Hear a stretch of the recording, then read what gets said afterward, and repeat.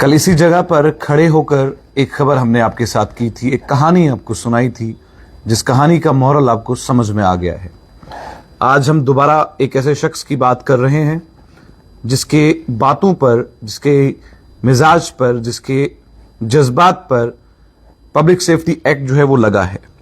लेकिन फिलहाल कुछ डीप कॉन्वर्सेशंस में जाएंगे और इन डीप कॉन्वर्सेशंस में जाने के बाद हम वो तमाम चीजें सोचेंगे और समझेंगे जिन बातों का ताल्लुक इस वीडियो के साथ है, इस खबर के साथ है। यह खबर उतनी ही ज्यादा इंपॉर्टेंट है जितनी की कल थी, और आज की इस इंपॉर्टेंट खबर में हम आप सभी के साथ बहुत इंपॉर्टेंट कीज जो हैं वो जोड़ेंगे। और एक बार फिर से महराजुद्दीन मलिक के चाहने वाले जितने भी हैं, उसके फैंस जितने भी हैं, उन तमाम के लिए एक और खबर जो है वो हम लेकर आएंगे और इस खबर को सुनना बहुत ज्यादा जरूरी है। आज हाईकोर्ट के अंदर एक और ऐसी सुनवाई हुई जहां कानून की फाइल्स खुलती गई, लेकिन बाहर एक मां की दुआएं, एक बेटे का इंतजार, एक बेटी का इंतजार और एक पूरे इलाके की उम्मीदें साथ साथ चलती रही। महराज मलिक डोडा की वो आवाज बने और एक ऐसे एमएलए बने जिन्होंने दुख और दर्द वहां के लोगों के समझे। कोर्ट में केस पढ़ा, डेट आई और फिर एक नई तारीख लिख दी गई। फाइनल हियरिंग 4 दिसंबर 2025। बस एक और इंतजार, एक और सुबह, एक और रात, एक और दिन जहां डोडा की गलियों में लोग सिर्फ एक ही सवाल पूछते हैं कि वापस कब आएगा हमारा एमएलए, हमारा महराजुद्दीन मलिक। वो एमएलए जिसे एक तरफ हुकूमत हैबिचुअल ऑफेंडर कह रही है और दूसरी तरफ लोग उसे हमारी आवाज, हमारा बेटा, हमारा भाई, ये अल्फाजों का इस्तेमाल करते हुए लोग थक नहीं रहे। हाईकोर्ट के बाहर खड़े कई लोग ये सोच में पड़ गए कि महराजुद्दीन मलिक के बारे में अब क्या कुछ सुनने को मिलेगा। उन्हें लगता है कि शायद अगली सुनवाई में कहीं ना कहीं उम्मीद है कि फैसला सुना दिया जाएगा। पॉलिटिक्स अपनी जगह, बयानबाजी अपनी जगह, एक्यूजेशंस और काउंटर एक्यूजेशंस का सिलसिला भी अपनी जगह है। लेकिन एक एमएलए का गिरफ्तार होना और एक एमएलए का पीएसए लगना और कठुआ जेल में 3 महीने लगभग गुजारना, यह एक बहुत बड़ा कंसर्न लोगों के दिमाग में है। आज कोर्ट ने बस ये कहा फाइनल हियरिंग 4 दिसंबर को होगी, लेकिन लोगों के दिल ने यह कहा बस ऊपर वाला करे कि यह आखिरी इंतजार हो, यह आखिरी इंतजार मुकम्मल तौर पर पूरा हो जाए। क्योंकि जब एक आवाज बंद होती है तो सिर्फ पॉलिटिकल मैप नहीं बदलता, पूरे इलाके का जज्बा, उसकी रूह, उसका हौसला, सब हिल जाता है। अब नजरें होंगी 4 दिसंबर 2025 पर और ये नजरें कंटिन्यूअसली होंगी, क्योंकि उस समय आशा भी होगी, दुआ भी होगी और उम्मीद भी होगी। महराजुद्दीन मलिक ने जिस तरीके से अपनी आवाम के लिए आवाजें उठाई और अपनी आवाजों को बुलंद करते हुए उन सभी लोगों के दर्द को सुना, और उस दर्द में एक आवाज थी कि मेरे जो लोग हैं उन लोगों को कुछ नहीं होना चाहिए, मैं उन लोगों के साथ हूं। महराज मलिक का बहुत ज्यादा योगदान जो है वो, जिस समय वो एमएलए थे उस वक्त भी लोगों के उन्होंने बहुत ज्यादा काम किए, चाहे वो घोड़े वाले से हो या किसी और से, लेकिन काम उन्होंने जबरदस्त तरीके से करे। अब यहां पर यह सवाल उठता है कि महराजुद्दीन मलिक पर पीएसए जो है वो क्यों लगा था। थोड़ा पास्ट कॉन्टेक्स्ट में जाते हैं और बात करते हैं। आम आदमी पार्टी में महराजुद्दीन मलिक की एंट्री होती है और इस एंट्री में महराजुद्दीन मलिक 2024 में जम्मू कश्मीर की विधायक की सीट जीत जाते हैं। इससे पहले उन्होंने डिस्ट्रिक्ट डेवलपमेंट काउंसिल इलेक्शन में भी हिस्सा लिया था। उनके खिलाफ 18 एफआईआर दर्ज हैं और 16 डेली डायरी रिपोर्ट्स भी बन चुकी हैं। ऑफिशियल का कहना है कि कुछ एक्शंस पब्लिक ऑर्डर को डिस्टर्ब कर रहा है। अब जो तफसील हमने लिखी है, उसके हवाले से मैं ये बात कर रहा हूं। यह पहली बार है कि जम्मू कश्मीर में एक सिटिंग एमएलए को पीएसए लगाकर उसे जेल भेज दिया गया है। सरकार ने उनका एक डोजियर बनाया है जिसमें उन्होंने हैबिचुअल अफेंडर और हिस्ट्री शीटर बताया गया है। डोजियर में यह भी लिखा गया है कि उनका सेल्फ स्टाइल लीडर बैंड का बिहेवियर है और वो कभी कभी कानून को ऊपर समझते हैं और कभी कभी कानून को समझते ही नहीं है। मेहराजुद्दीन मलिक ने हाईकोर्ट में हबीस कॉर्पस पिटीशन फाइल की है पीएससी की डिटेंशन को चैलेंज करने के लिए। कोर्ट ने उनकी प्ली एक्सेप्ट की और उस समय आज की तारीख से 3 महीने पहले 14 अक्टूबर को एक सुनवाई का शेड्यूल हुआ।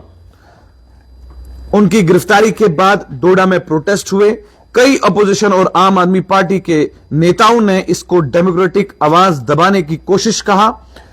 डेप्यूटी कमिश्नर हुकूमती तरफ का कहना है कि उनकी डिटेंशन पब्लिक ऑर्डर बनाए रखने के लिए बहुत ज्यादा जरूरी थी, लेकिन सड़क पर लोगों का इकट्ठा होना, सड़क पर लोगों का उनके लिए नारेबाजी लगाना, उनके लिए यह कहना कि यह आवाम की आवाज है, इस आवाज को हम खोना नहीं चाहते, तो कहीं ना कहीं यह दर्शाता है कि वो लोगों के लिए खतरा कम थे। लोगों का प्रेम उनको मिल रहा था, लोगों के लिए वो बहुत ज्यादा एक आस थी। लेकिन कुछ वजूहात की वजह से उस समय जो मुनासिब सरकार को लगा या वहां के कंसर्निंग डिप्टी कमिश्नर जो थे उन्हें जो लगा उन्होंने वो किया।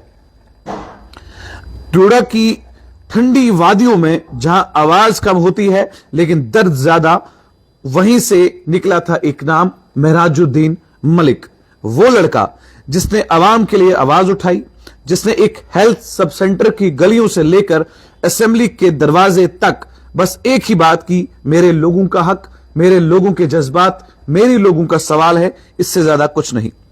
पहले जब वो एमएलए बने तो लोगों ने कहा हमारे बीच में हमारी आवाज रखने वाला हमारा अपना बच्चा मेहराजुद्दीन मलिक, लेकिन साथ ही उनके आसपास कंट्रोवर्सीज, एफआईआर्स, क्लैशेस भी बढ़ते गए। एक तरफ आवाम का प्यार, दूसरी तरफ हुकूमत का शक।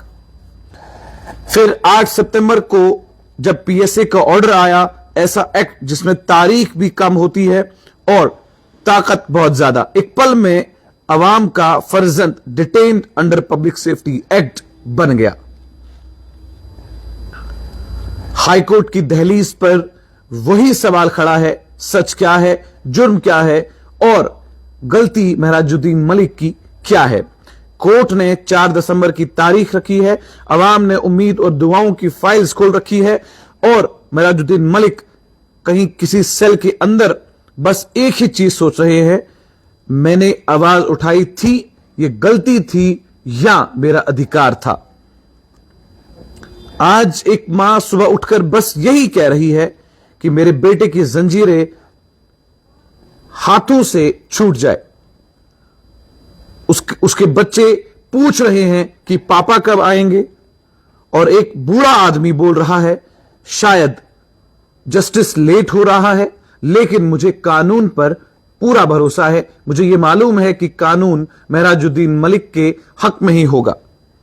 तो हमें मॉरल ऑफ द स्टोरी यह समझ में आता है कि सियासत की गलियों में सबसे बड़ी ताकत आवाज की नहीं, नियति की होती है, और जब नियति साफ हो तो वक्त चाहे जितनी देर लगाए, जो नियत है अदालत का दरवाजा कभी बंद नहीं होता।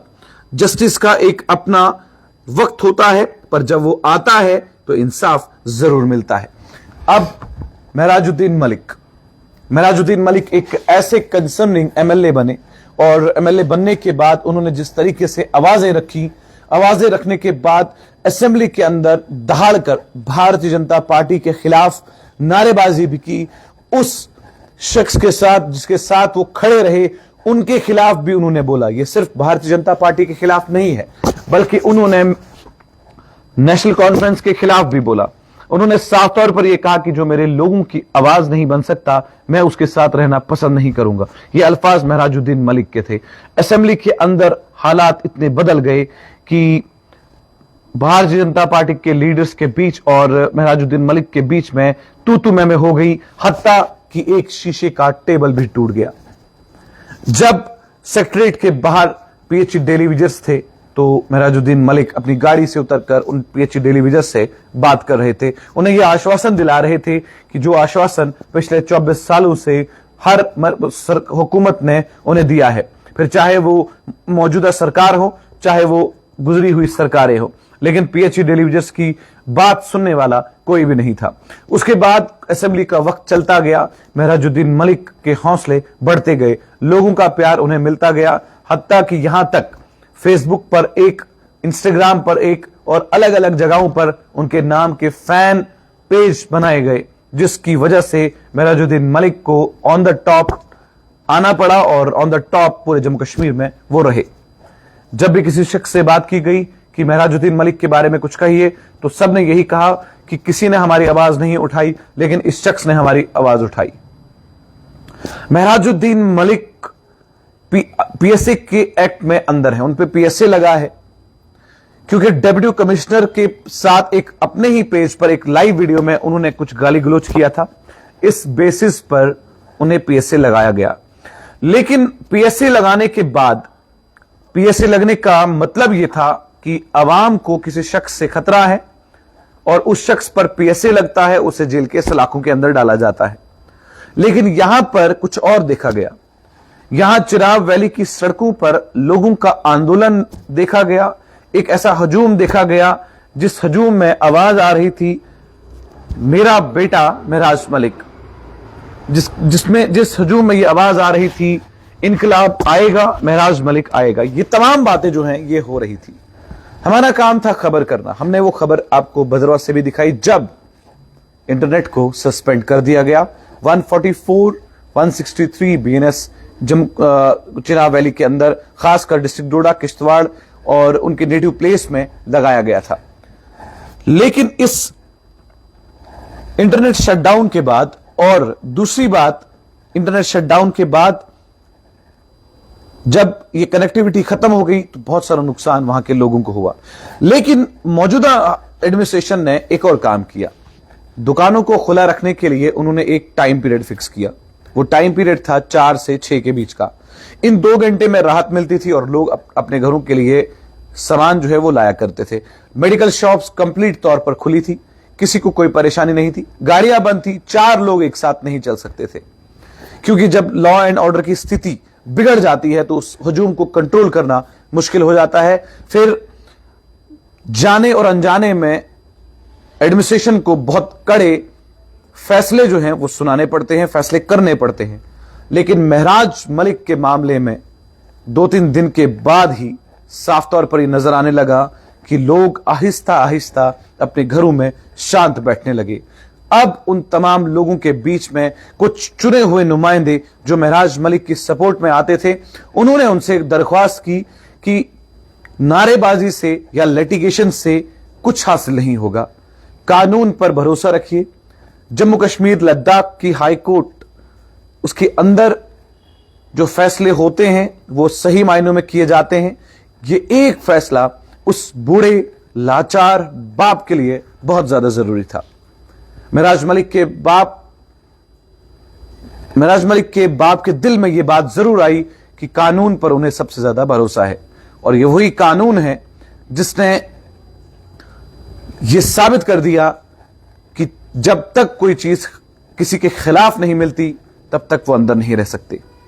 फाइनल हियरिंग की डेट 20 नवंबर 2025 थी, लेकिन सूत्रों के मुताबिक ऐसा बताया जा रहा है कि एक उस कोर्ट रूम के अंदर एक वोकला मैडम वो फेंट हो गई, जिसकी वजह से इस तारीख को आगे करना पड़ा। और अब इसकी फाइनल हियरिंग कुछ लोग 2 दिसंबर बता रहे हैं, कुछ लोग 4 दिसंबर बता रहे हैं। लेकिन उम्मीद है कि कोई भी, चाहे 2 हो या 4 हो, जब भी होगी, कानून पर भरोसा रखने वाले को कभी कानून खाली हाथ नहीं भेजेगा, क्योंकि कॉन्स्टिट्यूशन में अधिकार है। बिला शक जस्टिस में इंसाफ मिलने में वक्त जरूर लगता है, लेकिन जब वो वक्त कंप्लीट हो जाता है तो सबसे ज्यादा खुशी जो है वो उस शख्स को होती है जो बाइज्जत बरी किया जाता है। अब इस 4 दिसंबर 2025 को क्या होगा, यह सोचने वाली बात है। तो फिलहाल जितने भी महराज मलिक के चाहने वाले हैं उनके लिए यह खबर है कि नारेबाजी और लिटिगेशन से कुछ नहीं होगा। जो महराजुद्दीन मलिक ने कहा कि कानून पर भरोसा रखिए, तो आपको भी कानून पर भरोसा रखना चाहिए। और 4 दिसंबर 2025 को फैसला किसके हक में निकलकर सामने आएगा, यह भी देखने वाली बात होगी। तब तक के लिए देखते रहिए चैनल वन आकिब आफ्ताब के साथ।